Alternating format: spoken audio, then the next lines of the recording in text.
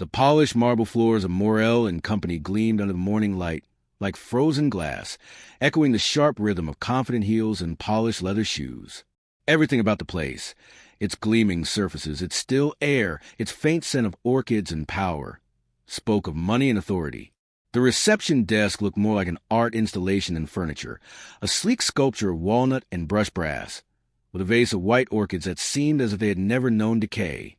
Elena Ruiz paused just inside the glass doors, clutching her worn fabric tote bag tightly to her side, as though it might shield her from the world around her. Her blazer was one size too big, its lining slightly frayed at the cuffs, and her sneakers, scraped and faded, told a quiet story of a life filled with long walks, missed buses, and late shifts at the diner. Her fingers trembled slightly, not from fear but from gripping her resume too hard. Its edges had curled around her palms. Across the waiting area, other candidates sat tall and polished, glowing with practiced confidence. They scrolled through portfolios on sleek tablets, whispering to each other with half-smiles and knowing glances. One of them, a tall blonde in a designer pantsuit, gave Elena a slow once-over and smirked. "Lost?" she asked, her tone sugary but sharp. Elena met her eyes for a second, then quietly moved to the farthest corner of the room. She didn't answer. She simply sat down, small and silent, like a shadow trying not to disturb the light. Truthfully, she wasn't supposed to be here. Her friend Maya had pushed her to apply. They're looking for someone who thinks differently. Maya had insisted. Someone who sees what others don't. Elena had almost laughed at the idea. She had no degree, no corporate experience, no laptop that worked longer than 10 minutes. Just her notebooks, filled with small, perfect solutions to problems no one had asked her to solve. The HR assistant called names one by one. Each candidate walked through the glass door like a gladiator into the arena, only to emerge minutes later looking either too confident or utterly crushed. When Elena finally heard her name, her stomach twisted so tightly she could hardly breathe. Inside, the interview room was colder, quieter. A long desk stretched across the room, with 3 executives seated behind it. At the center sat Mr. Thorne, the CEO, silver-haired, sharp-eyed, infamous for tearing through interviewees like a chess master knocking over pawns.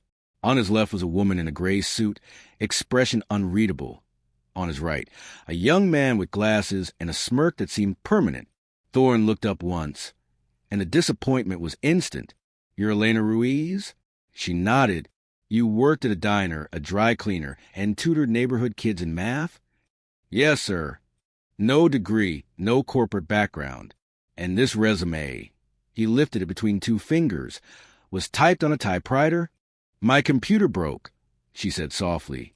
"But I can—" He raised a hand, cutting her off, already done listening. The woman in gray leaned forward, polite but disinterested. "Tell us why you're here, Ms. Ruiz. This is a competitive innovation position. Our problems require analytics, strategic insight, modeling. What can you bring to the table?" Elena's throat tightened. She wanted to tell them everything. How she had taught herself calculus using discarded textbooks from a thrift store, how she built a budgeting system on paper for single mothers in her neighborhood, how she saw numbers and human behavior as interwoven patterns of cause and consequence. But all that came out was, "I solve problems."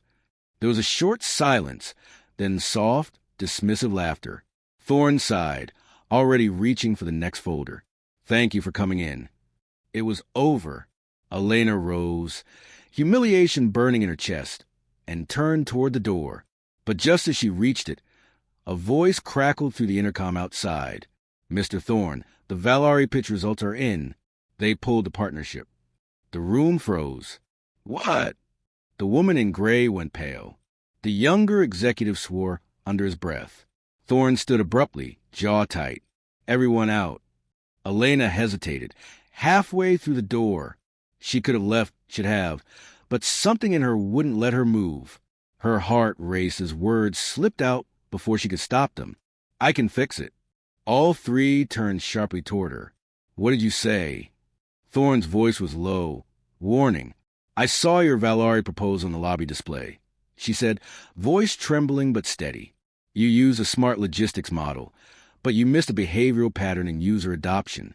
They predicted a 17% retention drop after the third quarter.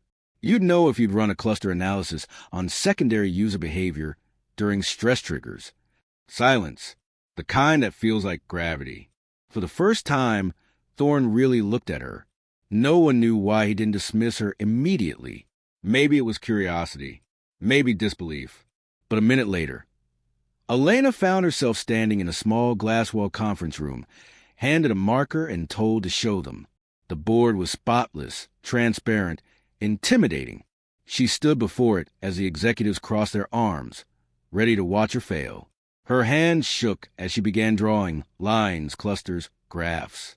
Her voice faltered at first, but soon found rhythm as she spoke of human behavior. Overlooked data, empathy, and design.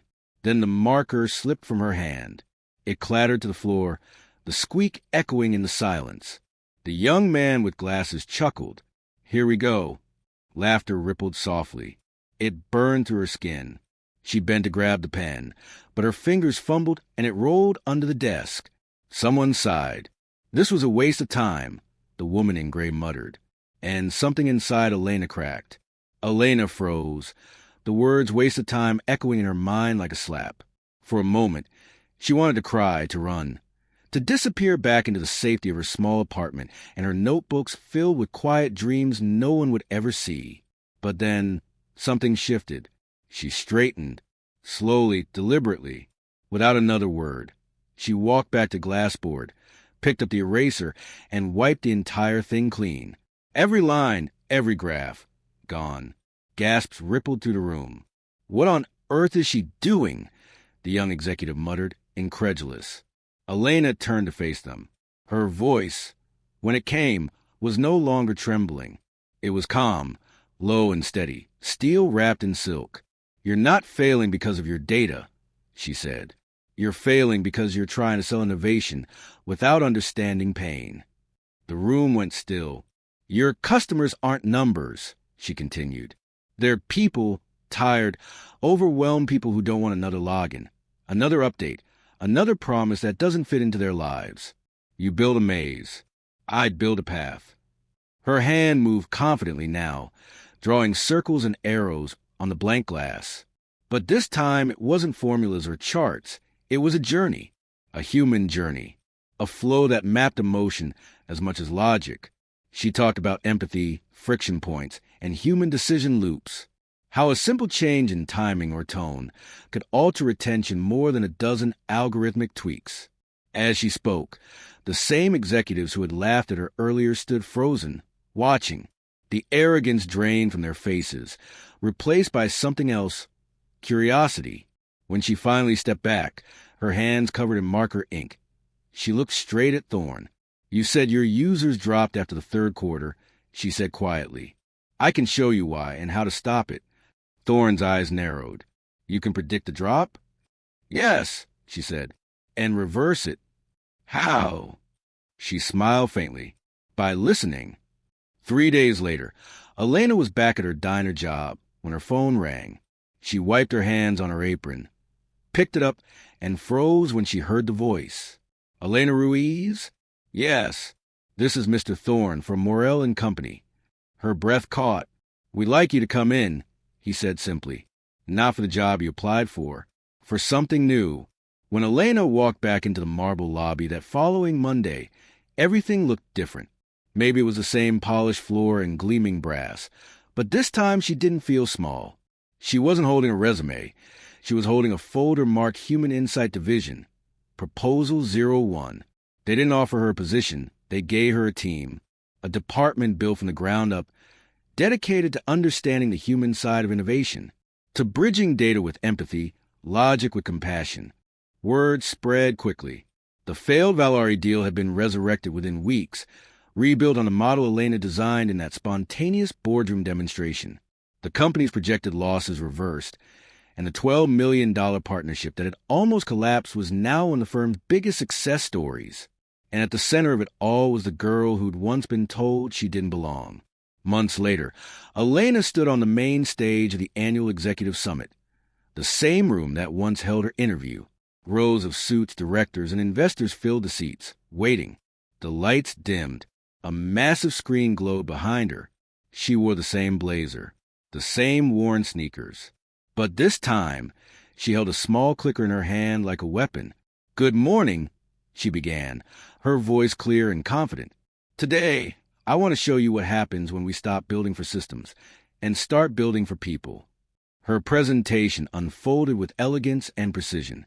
Each slide told a story, not about numbers, but about lives improved, frustration solved, time saved. Then came the moment that silenced the room. She clicked to a slide showing the company's latest retention graph. The line that once dropped after Q3 now rose sharply. An audible gasp went through the crowd. And when the next slide appeared, just 3 simple words, bold and centered, "We found them." For a long moment, no one moved. Then, one by one, people began to stand. First a few, then all of them. A full standing ovation. Mr. Thorne was among the first to rise, his expression unreadable at first, then proud. Truly proud. Elena blinked through tears she didn't try to hide. She let them fall freely because for the first time in her life, she wasn't invisible. The girl from the diner, the one mocked in the waiting room, the one with trembling hands and second-hand shoes, had become the woman whose voice reshaped an entire company. The applause grew louder, echoing through the marble halls that had once intimidated her. And for once, no one told her to sit down. Never judge someone by how quietly they enter a room. Sometimes the ones with worn shoes and trembling hands carry the ideas that can move mountains. Elena's journey wasn't about luck. It was about courage, about daring to speak when the world told her to stay silent. She proved that strength doesn't always shout. Sometimes it whispers, and sometimes those whispers change everything. Because the people everyone underestimates often end up being the ones no one can stop applauding.